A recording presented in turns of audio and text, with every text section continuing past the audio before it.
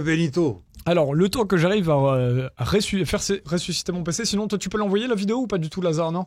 Il y a que moi qui peut l'envoyer, hein, le zap de Raphaël. C'est le zapping géopolitique de Raphaël. Non, il nous dit pour l'instant c'est compliqué. Alors vas-y, qu'est-ce qui t'a le plus étonné le temps qu'on voit le zapping? De quoi tu veux nous parler? Alors le premier passage vidéo, c'est donc mère Agnès Mariam de Lacroix qui a témoigné sur plusieurs médias, notamment sur CNews. Donc là c'est un extrait de CNews. Elle a été également chez Idriss Aberkane. Ouais. Et petite parenthèse, on l'avait interviewé nous avec le Cercle des volontaires il y a une douzaine d'années.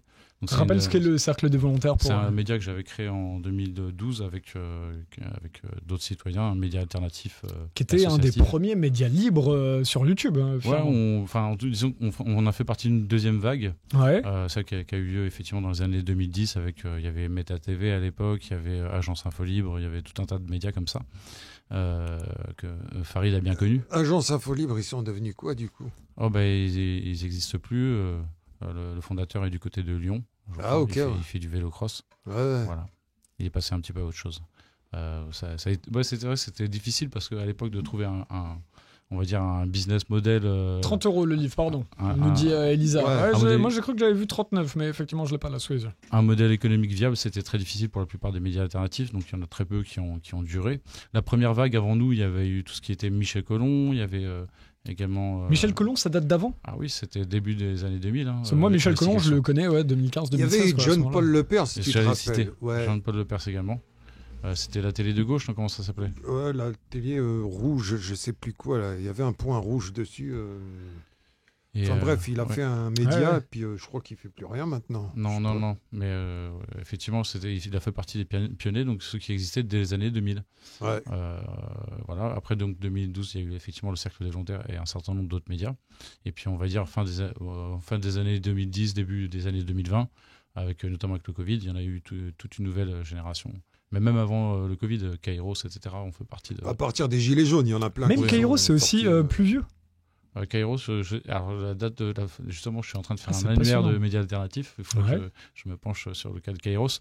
Je me rappelle plus de l'année de fondation. Je dirais c'est fin des années 2010. Je vais le mettre depuis moi si vous voulez. Si tu peux. Sinon, je crois que ça vient de ressusciter, mais ce sera plus rapide avec le tien. Vous allez me dire si vous entendez. Vas-y, envoie et tu nous dis. Pardon, c'est les aléas du live quand on a une petite structure comme ça.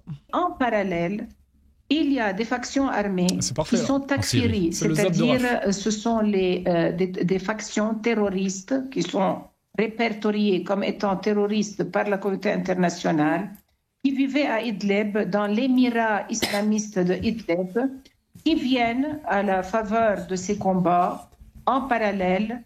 Fait très troublant, ils passent par les barrages qui sont occupés par le président, c'est-à-dire par les barrages de sécurité qui appartiennent au gouvernement actuel. En Syrie. Alors ils passent, ils ont donc un sauf-conduit, ils rentrent dans des zones résidentielles qui n'ont rien à voir avec les combats. D'ailleurs, les combats sont presque terminés, qui n'ont rien à voir avec les combats.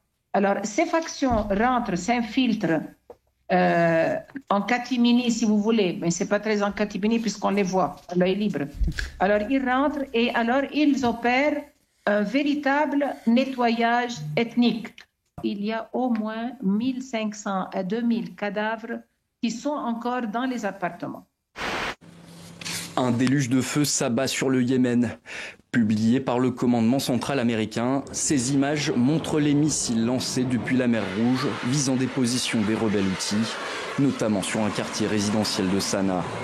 Le président américain a supervisé l'opération et l'a mentionné dans un post sur son réseau social Truth. Aujourd'hui, j'ai ordonné à l'armée américaine de lancer une action militaire décisive et puissante contre les terroristes houthis au Yémen. Ils ont mené une campagne implacable de piraterie, de violence et de terrorisme contre les navires, les avions et les drones américains et autres.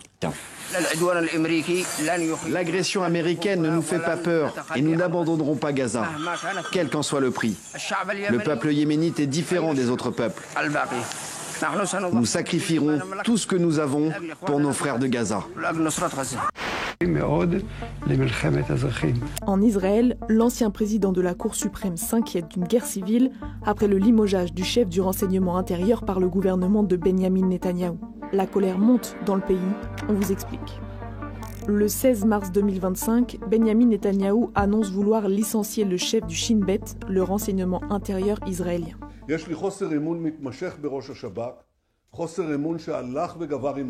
ça pour 3 raisons selon lui.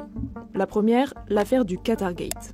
La police et le Shin Bet enquêtent sur les liens d'affaires présumés entre des collaborateurs de Benyamin Netanyahou et le Qatar, que beaucoup d'Israéliens considèrent comme un soutien du Hamas. Et cela alors même que Netanyahou est déjà en procès pour fraude, corruption et abus de confiance dans 3 dossiers. La deuxième raison, c'est que dans un récent rapport d'enquête sur le massacre du 7 octobre, le service de sécurité intérieure a pointé les défaillances du gouvernement. Et la troisième raison, Benyamin Netanyahou accuse le Shin Bet d'avoir enquêté sur le ministre d'extrême droite Itamar Ben-Gvir sans son accord. Pour le gouvernement israélien, tout ça est suffisant pour licencier officiellement Ronen Bar dans la nuit du 20 au 21 mars. Sauf que dès le lendemain, le pouvoir judiciaire s'y oppose. D'abord, la Cour suprême suspend la procédure de licenciement du chef du Shin Bet. Puis, la procureure générale, qui a le pouvoir d'empêcher toute action du gouvernement jugée illégale, décide d'interdire au gouvernement de prendre toute mesure portant atteinte au statut du chef du Shin Bet. Concrètement, cela veut dire qu'il est impossible de nommer un nouveau chef, ni même de mener des entretiens pour le poste. Dans le pays aussi, la colère monte. De nombreuses manifestations ont eu lieu, et les manifestants accusent le Premier ministre de vouloir concentrer le pouvoir. We are very concerned that these are the last days of Israel as a democracy. Quant à l'ancien président de la Cour suprême qui s'est inquiété d'une possible guerre civile, Benyamin Netanyahou a répondu en balayant cette accusation et en réaffirmant sa position. Ronen Bar לא יישאר ראש השב"כ, לא תהיה מלחמת אחים, וישראל תישאר מדינה דמוקרטית. Un discours de fermeté qui s'accompagne d'un autre coup de force le lendemain. Le gouvernement a voté une motion de censure contre la procureure générale d'État, celle qui s'était opposée à Netanyahou sur le limogeage du chef du Shin Bet. Une décision qui ouvre aussi la voie à son licenciement. Elle a alors répondu par une lettre. Le gouvernement cherche à se placer au-dessus de la loi et à fonctionner sans contre-pouvoir. Ces tensions internes au pays arrivent alors qu'Israël a rompu le cessez-le-feu avec le Hamas le 17 mars en bombardant la bande de Gaza. Une nouvelle offensive critiquée par de nombreux Israéliens qui estiment que cela n'apporte aucun bénéfice sécuritaire supplémentaire et redoutent en revanche la perte définitive des 59 otages encore aux mains du Hamas. Quelques instants après la frappe, ces Palestiniens découvrent avec effroi plusieurs cadavres sur le sol. L'un d'eux est celui du journaliste palestinien Hossam Chabat. Sa voiture a été visée par une frappe de drone dans une station-service de Beth Laïa dans le nord de la bande de Gaza. C'est le moment exact où des soldats israéliens ont arrêté Hamdan Balal, d'après des activistes. Le réalisateur, récompensé d'un Oscar pour le documentaire No Other Land, aurait été passé à tabac par des colons israéliens qui encerclaient sa maison à Sousia, en Cisjordanie occupée. Yuval Abraham, co-réalisateur israélien du film oscarisé, a condamné l'attaque sur les réseaux sociaux. Un groupe de colons vient de lyncher Hamdan Balal, co-réalisateur de notre film No Other Land. Ils l'ont battu, il souffre de blessures à la tête et au ventre et il saigne. Des soldats sont entrés dans l'ambulance qu'il avait appelée et l'ont emmené. Depuis, plus aucune nouvelle de lui. Voilà pour ce zapping, désolé, c'est pas. Non, c'est toujours. Mais on se faisait la réflexion avec Miloud quand on regardait les actualités avant. C'est vrai que c'est toujours. C'est l'actualité qui est anxiogène comme ça, mais il faut regarder le réel tel qu'il est. Et c'est. Oui, voilà, non, mais il n'y a pas beaucoup de plus à dire. Mais c'est bravo à toi de faire cette compilation. Ouais, je vous en prie. Donc, ce que je voulais préciser par rapport à la Syrie, c'est vrai qu'au début, on parlait de chiffres de plusieurs centaines, voire de 1 millier de morts. Là, les chiffres qui circulent chez les personnes concernées, donc notamment des franco-syriens que je côtoie, on parle de entre 6 000 et 10 000, 11 000 morts. C'est-à-dire qu'en fait, effectivement, il y a des appartements où les familles entières ont été décimées, et donc il y a des morts qui n'ont pas encore été comptabilisées malheureusement. Ouais, complètement. Et encore, on n'a pas parlé là du bâtiment de l'ONU qui a été ciblé. Ça, c'était pas cette vidéo là que tu nous as mise. Il y a eu ce problème avec le bâtiment de l'ONU qui a aussi été explosé. Avec des Français qui étaient dedans. Alors ça, je n'ai pas été au courant, pardon. Ah oui, non, il n'y a pas de souci, t'inquiète pas, je peux retrouver l'actualité. Mais en fait, quand tu vois que Macron, ils ont soutenu ça, tu vois. Enfin, Ils ont soutenu, oui. Ils n'ont jamais condamné, au contraire, ont même, du coup, livré des armes. C'est pour ça qu'ils minimisent dans les médias, dans les journaux. Alors on va se cultiver chez les meilleurs, hein, toujours. BFM Télé, Gaza, 2 Français sérieusement blessés. Bah, pour ça, de toute manière, là, c'est à Gaza, un feu. Voilà, oui, c'est à Gaza par des frappes sur des bâtiments de l'ONU. Oui, ok. Oui, bien sûr. Exactement. Pardon. Faut pas mélanger tout. Oui, moi, c'était Gaza. Mais oui, effectivement, c'est dramatique. Parce que d'ailleurs. Il y a eu 2 ressortissants blessés, français blessés à Gaza. Dans tous les pays occidentaux et même les pays arabes, ils sont tous en train d'essayer de se mettre bien avec le nouveau gouvernement syrien, celui d'Al-Shara. Alors qu'en fait c'est un pouvoir djihadiste quand même, au sens terroriste islamiste, et le seul dans la région qui se méfie officiellement aujourd'hui, c'est Israël. Et c'est ironique, c'est la duplicité de ce pays-là, puisqu'en fait Israël a soutenu la montée de ces groupes terroristes contre Bachar al-Assad pendant toute la durée du conflit depuis 2011. Il y a même des photos où on voit une photo assez célèbre qui soigne, où on voit Benyamin Netanyahou au chevet d'un terroriste djihadiste qui avait officié en Syrie et qui est soigné dans un hôpital dans le nord d'Israël. Et c'est à quel moment qu'il soutenait Bachar ? C'est à quel moment qu'il soutenait Bachar, c'était... Non, il soutenait les terroristes contre Bachar al-Assad. Ah, contre Bachar, oui, d'accord. Oui. Et mais déjà, quand on s'était penché sur la Syrie il y a quelques mois, on voyait très bien ce retournement de situation. De toute manière, dans cette géopolitique, un coup, on va utiliser à l'époque Bachar al-Assad tout pendant qu'il ne dérange pas, et dès qu'il dérange, on va lui envoyer des rebelles sur la tronche. Oui, donc on voit ce jeu géopolitique. C'est une farce qu'ils font depuis longtemps. Voilà. Depuis 2012, déjà, Hollande, il disait qu'ils avaient donné des armes aux rebelles soi-disant modérés d'Al-Nosra. Ouais. Et puis, en fait, les armes sur le terrain, elles changeaient de camp, donc elles étaient récupérées par toutes les factions terroristes qu'il y avait sur le terrain. Ils savaient très bien, les Occidentaux, ce qu'ils faisaient, les Américains aussi. En fait, tout à fait. Il y a René Naba qui a écrit un bouquin où dedans il explique, il dit que Al-Qaïda, ils n'ont jamais attaqué Israël, ni Daesh. Ils n'ont pas tiré une cartouche contre Daesh. Donc des fois, tu te dis, alors c'est quoi le but ? C'est pas de semer le chaos tout autour des pays qui frontaliers à Israël. En fait, parce qu'on dit qu'on va, la France dit soutenir Israël pour justement contrôler Al-Qaïda dans ces régions-là. C'est ça que tu veux dire ? Non, mais c'est eux qui soutiennent depuis le départ les groupes terroristes, les mouvements terroristes en fait. Donc ils font semblant. Là, ce qui arrive là, ce qui décrit Raphaël, on le savait. Tu vois que ça allait se produire. Sauf que les journalistes, ils en parlent pas trop parce que c'était dans la logique des choses. Et d'ailleurs, c'est la différence entre parce qu'ils en parlaient dans la conférence que j'ai filmée aujourd'hui, organisée par l'Académie de géopolitique de Paris, entre on va dire le bon islamisme et le mauvais islamisme. C'est entre le bon chasseur, et le mauvais chasseur. Non, mais en gros, l'islamisme, on va dire authentique. On va retrouver la défense de la cause palestinienne, que ce soit du côté du Hamas ou que ce soit du côté de l'Iran ou d'ailleurs. Et par contre, le mauvais islamisme, celui qui est issu de, on va dire, l'Occident, et qu'on voit d'ailleurs à l'œuvre en Syrie aujourd'hui, qui est au pouvoir, il ne soutient pas du tout la cause palestinienne. Il va même dire des mots gentils et sympas vis-à-vis d'Israël. Il y a eu des déclarations assez surprenantes de la part du pouvoir d'Al-Joulani, alias Al-Shara, donc le nouvel homme fort de la Syrie, en faveur d'Israël. C'est assez surprenant, quoi. Donc c'est ces gens-là qui se prétendent d'islamisme, mais en fait ils sont surtout mercenaires en fait. Bah oui, il faut voir les intérêts de qui servent, tu vois. Donc on a l'impression qu'en fait le temps, tu vois, on avance dans le temps, mais malgré tout les gens retiennent pas les leçons de ce qu'a pu se produire il y a quelques années, quoi. Et c'est un tel fouillis en général la géopolitique, puisqu'on ne sait pas les intérêts sous-jacents qu'il peut y avoir dans... on parlera du Yémen, par exemple, tout à l'heure, qui est un fouillis où les gens, non seulement on en parle très peu, mais en plus ne comprennent pas ce qui se passe là-bas. On nous parle de gouvernement. Bon, on en parlera juste après. Est-ce que tu as fini ta chronique ou tu veux encore... Non, mais juste pour rebondir sur ce qu'on vient de dire, en fait, il y a quand même un point commun à toutes ces souffrances là en ce moment. Je parle de celle qu'on a évoquée, c'est à Gaza, celle en Cisjordanie. Parce que là, on voit que le réalisateur qui a gagné un Oscar, c'est en Cisjordanie. Il y a la colonisation, les nettoyages ethniques qui continuent de plus belle en Cisjordanie, si je peux m'exprimer ainsi. Tout à fait. Il y a aussi le Liban qui souffre le martyre, la Syrie, et ces pays-là sont déstabilisés, je veux dire, essentiellement par Israël, en fait. Voilà. Et par le Israël Yémen, et l'OTAN et l'ONU, ou comment est-ce que jusqu'où tu élargis ces manipulations ? J'ai pas bien compris la question, pardon. Jusqu'où tu élargis ça? Est-ce qu'on élargit ça à l'OTAN? Parce qu'il n'y a pas que Israël. Israël est aussi manipulé par d'autres puissances ou est en lien avec d'autres puissances. On voit que en fait, là, si on est obnubilé par Israël, on n'a qu'une vision...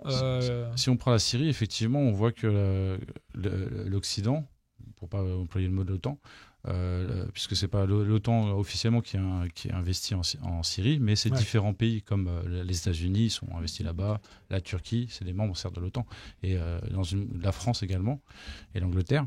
Donc l'Occident joue une partition, mais dont elle ne tire pas quasiment aucun bénéfice. Bon, à part la Turquie qui espère avoir des gains territoriaux. Le pays qui justement qui est officiellement différent du nouveau une attitude diplomatique différente vis-à-vis du nouveau pouvoir, c'est Israël. Parce qu'Israël dit clairement que ce sont des djihadistes, là où les Occidentaux disent tous en chœur « Mais non, mais il faut voir, il faut juger sur pièce. Attendez, il a l'air de donner des bons gages, ce nouveau pouvoir. » En oubliant totalement tout ce qu'il avait fait du côté d'Idlib quand il avait le pouvoir sur la province d'Idlib. Lui et son ministre de la Justice, c'est assez affolant quand on voit les vidéos de femmes lapidées, etc. Tu as entendu parler de ça, Farid? Ouais. Mais parce qu'Israël, en fait, le souci qu'ils ont, c'est que comme on va dire qu'ils ont participé à la création de Daesh, en tout cas, il y a beaucoup d'éléments qui montrent que ils étaient dans la farce avec les États-Unis et d'autres pays. En fait, aujourd'hui, ils se retrouvent un peu coincés. Parce qu'ils savent ce qui se passe vraiment en Syrie. Et comme c'est à leur frontière, il y a un moment, les gens, ils vont... Tu vois, moi, je pense que ce que les Israéliens... et c'est que ma parole qui engage mes propos, quoi. Le problème d'Israël, c'est qu'en fait, ils n'ont pas prévu que tôt ou tard, les Américains vont arrêter de les soutenir. Parce que la dette en France, elle est de quoi? 3400 milliards. 3400... ouais, c'est ça. 3400 milliards de... 3000 milliards. 3300... 3305. C'est dur à dire, hein. 3300 milliards. Voilà, c'est compliqué. Bon. On n'est pas à 5 milliards près. Flola qui demande à qui ça profite et suivre l'argent. Justement, ça c'est la question qui souvent me fascine et j'aimerais qu'on parle du Yémen là-dessus. Juste avant le Yémen, Miloud et Adri de tout. Non, mais ce que j'allais finir vite fait, c'est en fait que les États-Unis, leur dette, elle est de 30 000 milliards. Ouais, c'est beaucoup plus. Ouais. Donc ça veut dire qu'il y a un moment, les États-Unis aussi vont se casser la gueule. Bien sûr. Quand ils financeront plus Israël, parce que les armes ils viennent d'où? Des États-Unis, ils vont être bloqués eux aussi. Et s'ils se font envahir par des djihadistes qui viennent de leurs frontières, que ce soit en Syrie, au Liban, du Liban, d'Irak, tu vois, tous les pays frontaliers, peut-être de l'Égypte, on ne sait pas, et comment ils vont faire? Oui, non, c'est sûr, ils sont en train de provoquer une large guerre. En attendant, ce que je voulais juste souligner, ce que j'avais perdu le fil, c'est qu'Israël, on dirait qu'il est quand même fortement de connivence avec le nouveau pouvoir syrien, ce nouveau pouvoir djihadiste, parce que, il y a une concomitance entre la signature du traité de cessez-le-feu entre le Hezbollah, Israël, et puis cette offensive djihadiste qui est partie d'Idlib, qui a balayé Alep, puis jusqu'à Damas. Ouais. Et deux, en fait, quand Israël, là, depuis la prise de pouvoir par Al-Jolani à Damas, Israël a méthodiquement détruit tout l'appareillage de l'ancienne armée arabe syrienne, qui était laissée à l'abandon. Ouais. Les aéronefs, les avions, les bateaux, etc. Et les centres de surveillance que le nouveau pouvoir syrien aurait pu occuper. Pourquoi est-ce qu'il n'a pas repris ? Ça aurait été à son avantage de reprendre tout ce matériel-là, parce que l'armée arabe syrienne avait du matériel.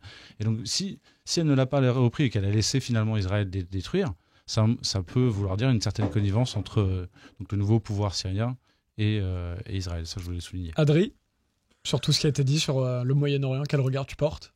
Il y a Miloud qui se barrait là, donc on peut pas avoir son... Écoute, moi, comme l'a dit si bien... comme l'a dit si bien quelqu'un là dans les commentaires, il faut savoir où suit l'argent. Et puis bon, il y a l'industrie militaire. Et puis l'industrie militaire fonctionne au travers des guerres, non pas au travers des paix. Et quand une économie de paix n'est plus possible, surtout en Occident avec toutes les crises, et c'est l'économie de guerre qui doit prévaloir. En fait, c'est le seul raisonnement en fait que j'ai actuellement. C'est celui. C'est déjà très pertinent. On va pas trop loin, Lazare. C'est celui justement d'une économie qui n'est plus dans la construction, mais qui est dans la destruction. Et autant les Américains, autant les Français, autant l'Occident en fait en général, ou en tout cas tous ceux qui sont producteurs d'armes sont complètement intéressés, sont désintéressés, sont des rouages dans ce système. Et justement, on va en parler. Donc allons sur le temps qu'il nous reste dans cette émission, parce qu'il faut encore qu'on fasse aussi la chronique de Farid. Je voulais arrêter l'émission à 20h30. Voilà, c'est pour ça que je demandais à Lazare de pas rester loin pour qu'il affiche la carte du Yémen. On va faire un petit point Yémen parce que personne en France ne sait ce qui se passe. Alors, personne, c'est un peu extrême. Il y a combien de personnes qui, en France, pourcentage de la population qui connaissent ce qui se passe au Yémen ? 2% peut-être, qui connaissent ce que sont, parce que t'as mis un passage où on voit les Houthis, par exemple. C'est effectivement, il y a eu ce bombardement. Alors, je trouve ça horrible, effectivement. Je ne pensais pas que Donald Trump, qui avait retiré justement les aides de l'US, les aides qui étaient données par l'USAID au Yémen, parce que pour moi, il y avait, on sait aujourd'hui qu'il y a des associations là-bas pseudo-humanitaires qui font de l'ingérence américaine au Yémen. Je ne pensais pas que c'était dans un but autant de vouloir contrôler ce qui se passe sur ce territoire. Donc on va en parler un petit peu, on va vous faire un résumé. On essaiera de faire une capsule à Nexus pour bien vous résumer, mais là on va le faire dans le temps qui nous reste. Mais alors cette attaque de l'Amérique par l'administration Trump, de toute manière, où il se met en avant, puisque tu mets l'image dans ton zapping, on le voit, il affirme de toute manière qu'il a des intérêts là-bas et qu'il va pouvoir aller bombarder. C'est des bombardements qu'il y a eu au Yémen cette semaine. Oui, alors mais ça fait quand même de nombreux mois, pour ne pas dire années. Ça fait depuis quasiment pas depuis le 7 octobre, l'attaque du 7 octobre, mais ça fait depuis que les Houthis ont commencé un embargo, certes partiel, sur, on va dire, la mer Rouge, pour gêner le trafic maritime. Ils ciblent essentiellement des bateaux qui sont censés être liés à Israël, soit des armateurs, soit des chargements à destination d'Israël, etc. Et donc, face à cela, les États-Unis ont essayé de monter une petite coalition internationale, avec la Grande-Bretagne notamment. Et il y a plus ou moins la France. Alors la France a été compliquée parce qu'à un moment donné, rôle n'est pas clair. Macron a dit oui, mais l'état-major a dit non. Il s'est fait un peu dédire par son état-major, Macron, donc ce qui est un peu une première d'ailleurs dans la Ve République. Et donc ils essaient de mettre fin à ces actes, ce qu'ils appellent des actes de piraterie, là où en fait les Yéménites expliquent que non, c'est un geste de solidarité envers les Palestiniens, et en fait c'est l'arrêt de leurs tirs sur des bateaux est conditionné au retour de l'aide humanitaire à Gaza, etc. Il y a un certain nombre de conditions qui sont très réalistes et qui sont très facilement solvables. Alors parlons-en, pourquoi est-ce que... Non, attends, c'est le moment où il faut mettre la carte, parce que depuis tout à l'heure on tourne autour du sujet, mais c'était intéressant de... Pour compléter ce que dit Raphaël, je dirais que l'acte des Houthis qu'on considère piraterie, ça pourrait s'assimiler à un embargo, de la même façon que les Américains font un embargo dans le reste du monde. Alors, c'est passionnant ce que vous dites, mais j'aimerais recontextualiser, parce que je vous dis, moi je parle du Yémen autour de moi, et les gens ne savent même pas ce que c'est les Houthis, donc c'est très intéressant quand vous en parlez, mais recontextualisons. Donc alors, là, on a une partie du Yémen sur cette carte. Donc, on parle souvent qu'il y a le sud du Yémen et les rebelles Houthis. Donc, de base, le Yémen, effectivement, il y a un gouvernement aujourd'hui qui est un gouvernement que l'on dit reconnu internationalement, donc qui va s'étendre sur ces deux parties vertes. On a donc le conseil de transition et la zone de contrôle du gouvernement de Hadi qui est pareil, qui est un très très proche de l'Arabie Saoudite et de ce gouvernement reconnu internationalement. Et donc on a en 2014 les rebelles Houthis qui arrivent. Donc voilà, et ça ce sont des rebelles qui remettent en question le gouvernement reconnu internationalement de cette coalition internationale dans laquelle on a donc reconnu par l'ONU. Voilà. Et c'est intéressant parce qu'à chaque fois qu'on critique, qu'on va parler des Houthis, je pense que Raphaël va être d'accord avec moi, on brandit, non mais le gouvernement est internationalement reconnu. Sauf que ça ne veut rien dire, cette reconnaissance internationale. Ça veut dire qu'il y a... Alors, justement, par qui sont soutenus les Houthis ? Les Houthis sont soutenus par l'Iran. Par l'Iran. Parce que justement, pour essayer de se défaire de ces ingérences, parce qu'on sait très bien... Alors, il y a quoi comme intérêt au Yémen ? Le Yémen, c'est une forte source de pétrole. Et justement...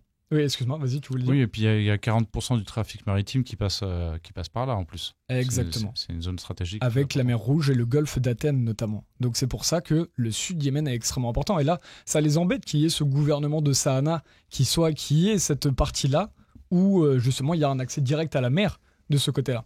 C'est ça qui est intéressant avec les rebelles Houthis. Et les rebelles Houthis, quand tu creuses, eux, remettent complètement en question le gouvernement reconnu internationalement, donc avec Hadi, qui finalement est là plus pour servir, on se demande s'il est plus là pour servir les intérêts américains, et notamment on le voit dans cette guerre où en fait on a des entreprises comme Total. On se demande à qui profite le crime. Mais Total, par exemple, en France, Total Energy a complètement profité de cette situation pour installer des exploitations par ici. Et les bâtiments de Total, Romain Molina avait sorti un livre extrêmement intéressant là-dessus, où il montrait que derrière, Total avait donné une partie de ces bâtiments pour l'armée yéménite pour contrôler les Houthis, et en fait avait servi de zone même, avait servi d'endroit pour cacher des événements de torture, je ne sais pas comment on pourrait le dire. C'est en fait, ils amenaient des prisonniers Houthis, donc ces Yéménites de la coalition internationale, pour les utiliser directement, avoir un endroit où les cacher. Et il y a eu des trucs abominables qui ont été dedans, et Total a été vraiment dans... On en a très peu parlé en France parce que ça ne nous arrange pas, mais c'est extrêmement intéressant parce que derrière, le Sud, quand on regarde à qui profite le crime, tout ce qui est exploité dans le Sud Yémen n'est pas exploité par les Yéménites. Il est tout de suite donné, que ce soit le pétrole qui va être vendu aux Chinois, rien ne revient aux Yéménites. Donc les Houthis, on se dit, en fait, ils ont complètement raison de s'opposer à ce gouvernement internationalement reconnu. Mais encore une fois, c'est une situation qui est compliquée à expliquer. Rien que quand on veut le résumer en 5 minutes, c'est impossible, il faut se pencher sur le sujet. Mais c'est intéressant de comprendre ça aujourd'hui, puisque, notamment, on l'a vu dans ton extrait, il y a beaucoup de Houthis, donc des Yéménites Houthis, qui vont justement s'allier à Gaza aujourd'hui, puisqu'ils se reconnaissent dans finalement une même coalition anti-impérialisme. Ils sont extrêmement sensibles à la cause palestinienne, et ça depuis très longtemps. Et à la cause iranienne aussi, qui se défend. Oui, mais c'est vrai que quand on regarde les gens du peuple là-bas, ils ont vraiment une conscience de ce que c'est que la cause palestinienne. Alors ça doit venir de leurs oulémas, etc., qui sont conscients de cette chose-là. Après, c'est un peuple de guerriers. C'est des montagnards. Tu peux enlever la carte. Il y a plusieurs Yémen, mais là, les Houthis spécifiquement, c'est quand même des montagnards. Parce qu'ils ont été bombardés par l'Arabie Saoudite. C'est ce que j'allais dire. Voilà. Et effectivement, donc il y a eu cette guerre civile où l'Arabie Saoudite a bombardé. En plus, c'était pas des très bons pilotes, les pilotes saoudiens, donc ils bombardaient un peu n'importe comment. Il y a des mariages où il y a eu des carnages assez régulièrement. Alors, comment ça, le terme outil est péjoratif? C'est pas du tout péjoratif, Habib, c'est leur nationalité. C'est comme si tu disais français, c'est péjoratif. Moi, c'est revenu une ou deux fois, je ne suis pas mis d'afficher. Ah bon, mais non, mais tu fais bien de l'afficher. Je suis assez étonné du commentaire. C'est possible, je connais pas l'étymologie du mot outil, donc je pourrais pas dire. Mais... Ah, ou alors, d'accord, c'est... Non, mais est-ce que les Houthis se définissent outils? Je sais pas, mais par exemple, pour donner un exemple similaire, les falachas, qui sont les juifs d'Éthiopie, pour eux, ils se définissent pas. Tu peux enlever la carte, Lazare. Ils se définissent pas eux-mêmes comme falachas parce que c'est un terme péjoratif en Éthiopie. C'est les autres communautés qui les nomment eux falachas. Et eux, ils détestent ce terme. Et là, reconnu internationalement, c'est pareil, Lily. C'est l'ONU qui reconnaît internationalement. Et en fait, c'est intéressant parce que quand tu creuses, il y a des gens qui disent mais est-ce que vous pensez que les Houthis pourraient un jour être reconnus internationalement? Mais non, mais c'est comme Bachar al-Assad où en fait, quand tu t'opposes à l'internationalisme, parce qu'en fait, reconnu internationalement, des fois, c'est les médias occidentaux qui disent ça un peu rapidement. C'est ce que je dis. Ils parlent de la communauté internationale sans préciser qu'est-ce que recouvre exactement la communauté internationale. Souvent, c'est un nombre hétéroclite de pays divers et variés autour des États-Unis et de leurs intérêts. Et de l'ONU. Et en fait, ça peut être 3 pays, ça peut être 8 pays, ça peut être 11 pays. Complètement. Des fois, il y a le Japon, des fois, il y a le Canada, des fois, ça dépend des fois. Il y a juste l'Amérique. Alors, selon Alliance, on dit Ansar Allah et pas Houthi. Ce serait intéressant. Tu vois, tu me donnes à creuser du coup. Parfait, on regardera ça. Et sur le sujet des Palestiniens, ils sont pas spécialement divisés, je crois, les Yéménites.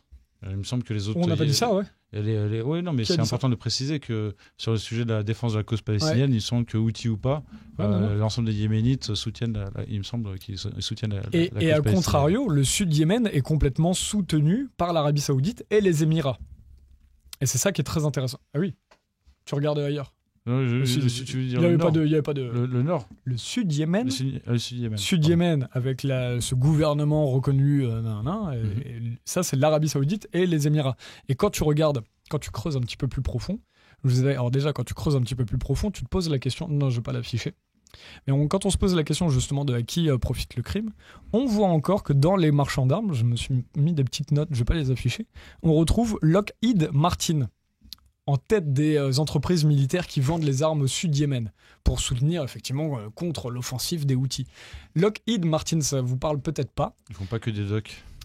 Et c'est extrêmement intéressant parce que Lockheed Martin, c'est une des entreprises de défense. Alors ça, c'est marrant dans les termes. Hein. On dit entreprise de défense, ça c'est du langage. Non, c'est une entreprise qui vend pour la conquête américaine notamment. Donc il faut arrêter de dire défense. Hein. Ça, c'est extrêmement marrant. Et enfin non, c'est étonnant plus que marrant. Et Lockheed Martin, ils étaient où ? Ils ont failli ne pas se faire doubler quand Kennedy avait voulu se retirer du Vietnam et du Sud-Vietnam. Parce que quand Kennedy meurt, alors c'est toujours pas qu'il est assassiné, mais en tout cas, Kennedy qui voulait se retirer du Vietnam, à qui profite le crime ? Le Vietnam continue et Lyndon Johnson envoie de plus en plus d'armes. Et de qui ? Notamment, donc il y avait Boeing, je crois, mais Lockheed Martin. Et c'est extrêmement intéressant de voir que tu as cet empire-là. Ce Kennedy, c'est ça on a fait une petite vidéo cette semaine où justement on retrace. C'est qu'en fait Kennedy qui aurait pu entraîner un monde, derrière on était un peu à un carrefour des politiques, peut-être qu'on aurait pu imaginer une Amérique beaucoup plus pacifique internationalement, on n'en sait rien. Et on ne saura jamais. Mais au final, ce qu'on voit, c'est que derrière, guerre du Golfe, guerre en Irak, guerre on bombarde le Kosovo, et etc. Et derrière, c'est toujours les mêmes entreprises, non pas de défense, mais de conquête militaire. Il faut dire les termes tels qu'elles sont. Alors, ouais, vas-y, excuse-moi. Mais l'objectif, il n'est pas uniquement financier, hein, parce qu'on parle souvent de l'argent à qui profite le crime sur l'or. L'argent, non, la guerre du Golfe. Ouais. Et donc il faut lire notamment le livre de Mearsheimer et Walt, qui sur la politique étrangère américaine et le lobby pro-israélien aux États-Unis, le lien entre les deux, et il montre qu'en fait que le second influe énormément le premier sur toutes les questions liées au Proche-Orient, et que notamment la guerre d'Irak de 2003, elle était pour des raisons de sécurité entre guillemets, d'Israël. D'Israël, voilà, ok. Donc pour sécuriser les intérêts de l'Amérique en Israël. Très intéressant. Voilà. Comment il s'appelle ? Marshall Murray et Walt ? Mearsheimer La guerre et en Walt. 2003, tu dis. Et le livre s'appelle comment ? La politique étrangère américaine. Ouais, complexe d'une, mais c'est super. La merci. politique étrangère américaine et le lobby pro-israélien aux États-Unis. Et le livre s'appelle comme ça ? Ouais. Lobby pro-israélien. Alors attends. La politique étrangère américaine et le lobby pro-israélien aux États-Unis. Je suis désolé de citer le nom du livre est pavé, c'est écrit de manière universitaire, mais c'est une référence. Hein, ce livre-là est très connu des gens qui Marshall Murray, je trouve pas Marshall Murray. Mearsheimer. Attends, c'est Marshall Murray ou c'est Mearsheimer, Mearsheimer. Pardon pour ceux qui connaissent le livre. Mearsheimer. Mearsheimer, Mershimer.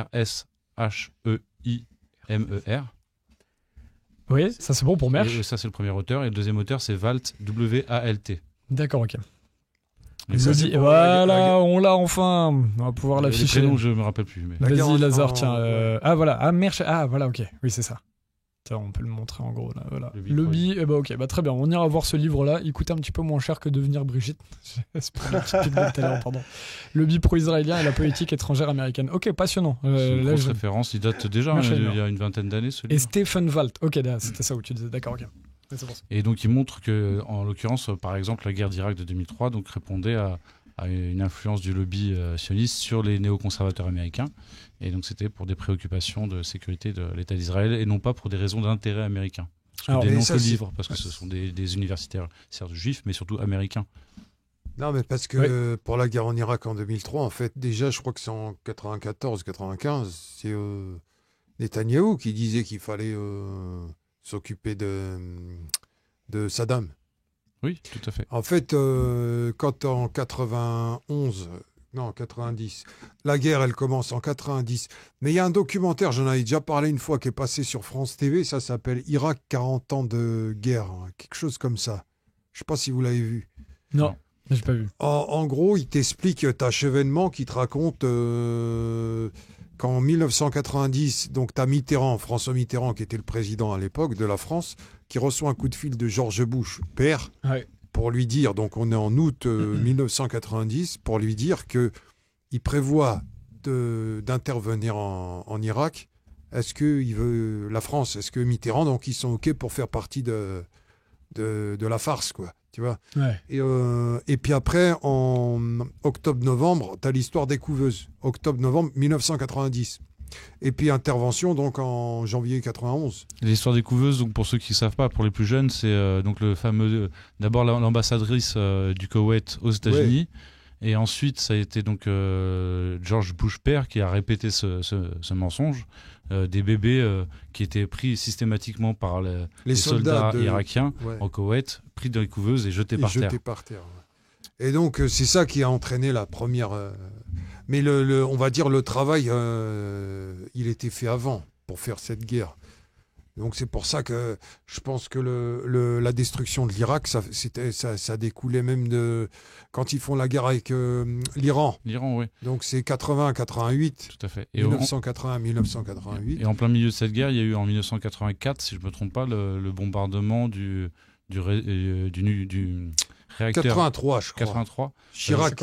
Aux Irak. C'était un réacteur nucléaire en Irak. Vendu par Chirac, justement. Construit avec l'aide de la France, voilà. Qui a été bombardé par des avions israéliens. Détruits. Wow. C'est l'aviation qui est rentrée dans le territoire aérien de l'Irak pour détruire un projet de construction de réacteurs nucléaires en Irak. Civil, bien sûr. En 83. Alors pour terminer 1983. Justement sur à qui profite la guerre au Yémen, parce que le Yémen c'est le fourre-tout des bonnes affaires. Hein. D'ailleurs, je reprends ce titre-là parce que il y a Jean-Luc qui nous disait merci de regarder les sources en direct, effectivement, comme ça, parce que c'est quand on balance des noms de livres. Et tout à l'heure j'ai parlé du livre de Molina, tiens tu peux l'afficher vite fait à Lazare.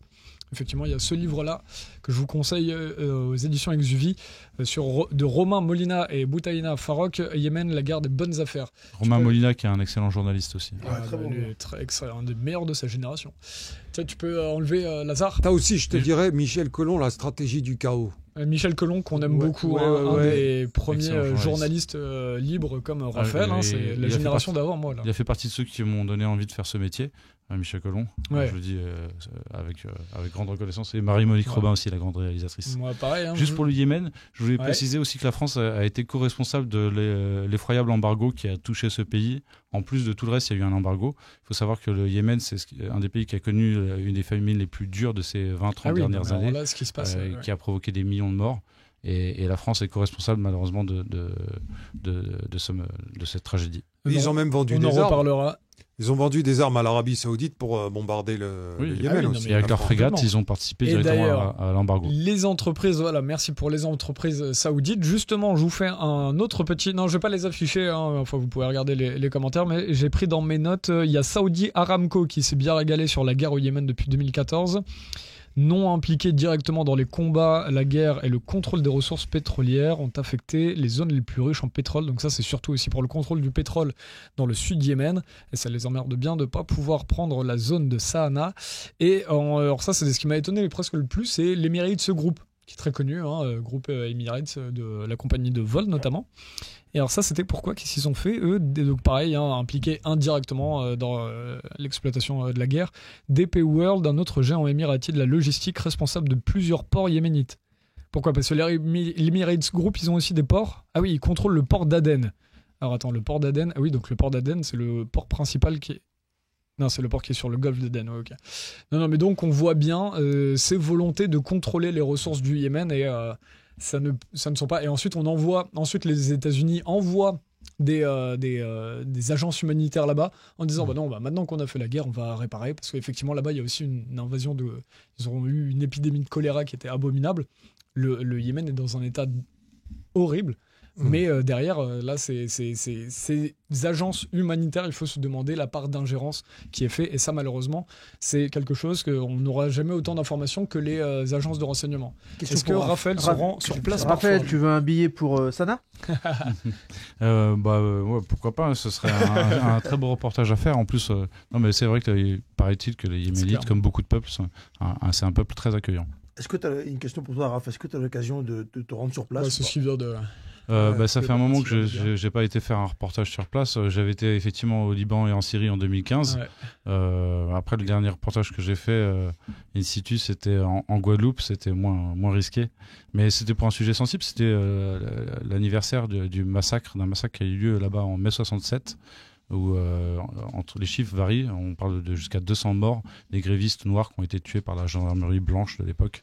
Un massacre oublié de la République française. Bon, c'est passionnant ce débat-là. Est-ce qu'il y a d'autres questions dans le chat importantes? Sinon, pas pour l'instant, on accélère sur... Moi, je vais devoir vous laisser bientôt parce que j'ai un Blablacar retour à prendre. Ah là, il reste même pas pour la chronique de Farid. Je vais suivre dans le transport, je suis sur YouTube. Et alors, en fait, qui c'est qui t'a écrit depuis? Non, mais pour parler de choses sérieuses. Tom, elle était là. Par contre, j'avais quelques news avant. Je vais pas toutes vous les faire parce que le temps est précieux. Ah oui, t'avais encore... Benjamin Netanyahou étranglé par son propre fils, ça c'était une info qui m'avait échappé.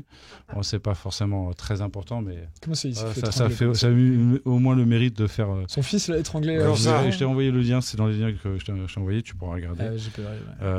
Trump estime qu'un chef démocrate juif est devenu palestinien. Donc ça c'était donc dans la bouche de Trump, palestinien c'est une insulte. Voilà, ça montre un peu la mentalité du bonhomme.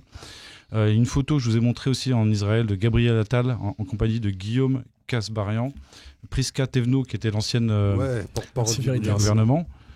Caroline, mais si tu veux cliquer pour montrer. Je ne les ai pas là tout de suite là. Donc, ok. Et Caroline Yadon en visite en Israël aux côtés d'un soldat de Tzahal qui est connu pour ses déclarations génocidaires. Ouais. Je vais essayer de les retrouver. Il y avait aussi, j'avais mis comme lien une lettre du CRIF, du Conseil représentatif des institutions juives de France, qui a envoyé un courrier à plusieurs librairies pour censurer une bande dessinée sur la Palestine. Les arguments invoqués sont juste hallucinants. La bande dessinée est vraiment pas faux folle. Enfin, c'est pas un truc très très militant. J'ai vu des choses beaucoup plus dures par rapport au sionisme. Et c'est hallucinant donc le CRIF se permette d'essayer d'opérer cette censure en France. C'est pas surprenant pour ceux qui connaissent malheureusement l'emprise du sionisme en France et ailleurs. Mais il y a Alliance Populaire qui m'avait demandé effectivement de te donner ton numéro de téléphone apparemment. Oui, effectivement, oui. Non mais on peut le faire, t'inquiète pas, on peut le faire après l'émission. Précise qu'Alliance Populaire est un homme et qu'il s'agit d'une relation professionnelle qu'il propose. Tout à fait. C'est faux. Alliance Populaire est une femme et c'est tout sauf professionnel. Alors le fils du président ougandais, parce qu'on avait parlé du Rwanda et du Congo dans une autre émission. Et du Ouganda, oui. C'était une info que j'ai eue par le compte Facebook de Patrick Mbeko qu'on avait reçu. Tout à fait. En distanciel. Passionnant. Le fils du président ougandais, qui est un tiers pays dont on ne parle pas assez. Ouais. Le lieutenant général Muhoozi Kainerugaba menace de prendre la ville de Kisangani dans une semaine si le M23 tarde à le faire. Alors le M23, c'est ce groupe armé qui est soutenu par le Rwanda. Il y a même des soldats rwandais qui sont présents à leur côté sur le sol congolais pour faire une guerre de prédation de ressources, tout simplement. Et l'Ouganda est aussi, on va dire, partenaire, c'est le troisième larron dans cette histoire, avec le M23 et le Rwanda. Et les déclarations du fils du président donc, sont sans équivoque. Et dernière chose, vraiment ça me tenait vraiment très, très, très fort à cœur. Tu peux l'afficher, Lazare.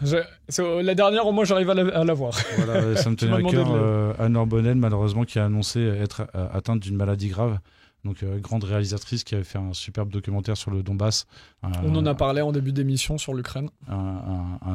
Vraiment une œuvre essentielle qui s'il n'existait pas, cette œuvre manquerait à notre compréhension de ce qui s'est passé là-bas et de ce qui se passe encore là-bas. Elle était justement assez battue pour dire mais attendez, on nous dit qu'il n'y a rien à dire sur l'Ukraine, mais l'Ukraine avait laissé faire et n'avait pas cherché les criminels de ce qui s'était passé à Odessa le 2 mai 2014 où justement des pro-russes, 40 pro-russes avaient été traqués, puis enfermés, puis brûlés dans une maison. Et là, on en a parlé tout à l'heure, la CEDH, je ne sais pas si tu avais l'info, moi je l'ai vu dernièrement, la CEDH a enfin validé la culpabilité de l'Ukraine de ne pas avoir essayé de faire la lumière, ni de protéger, ni de faire ce qu'il fallait, puisque la police était au courant qu'il y avait cette oppression avant ce crime. Alors c'est donc à Odessa, donc c'est dans la maison des syndicats, et je crois que c'était le documentaire de Paul Morera qui est passé sur Canal+, mais qui est aussi l'autre documentaire qui a vraiment permis à beaucoup de gens de comprendre un peu ce qui se passait là-bas à l'époque.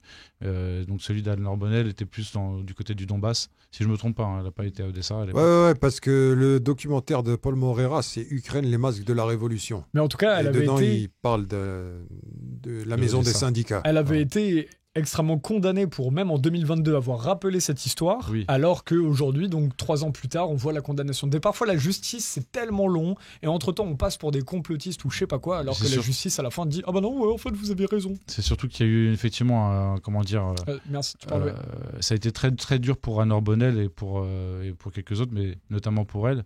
Elle a perdu elle a perdu son poste d'enseignante à la SNJ, je crois, à l'école du journalisme. Elle a été ostracisée, elle a été calomniée dans tous les sens.